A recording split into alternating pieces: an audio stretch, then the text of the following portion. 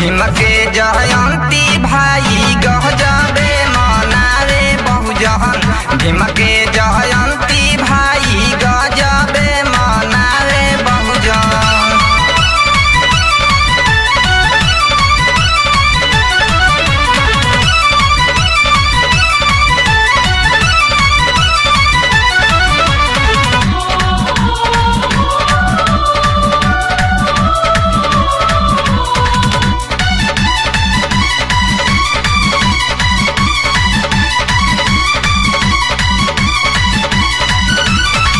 चौदह अप्रैल के भइले जाना मावा माता भीमा बाई दिहली सुंदर लाला नावा।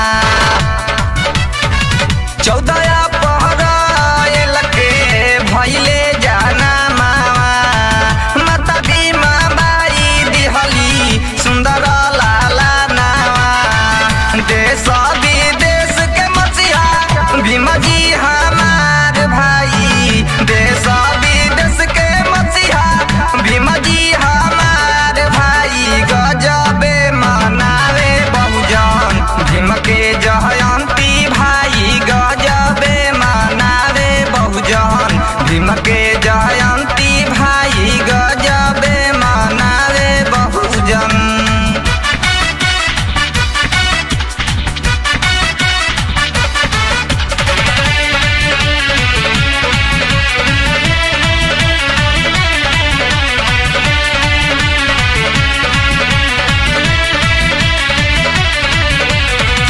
बाबा साहेब लिखले देश के संविधानवा। बाबा जैसन केहू नइखे दुनिया जहानवा। बाबा साहेब लिखले देश के संविधानवा। बाबा जैसन केहू नइखे दुनिया जहानवा। स्वर्ग से सुंदर भीम के बाटे चरनिया भाई। स्वर्ग से सुंदर बाटे भीम के चरनिया भाई गजबे मनावे बहुजन। बाबा के जयंती भाई गजबे मनावे बहुजन।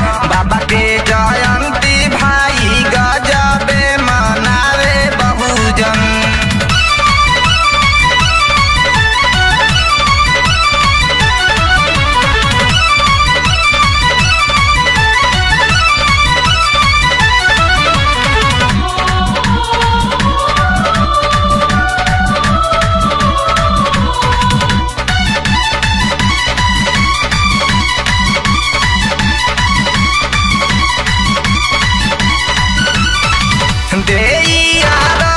भीम जी कैले ऐसन कामावा जब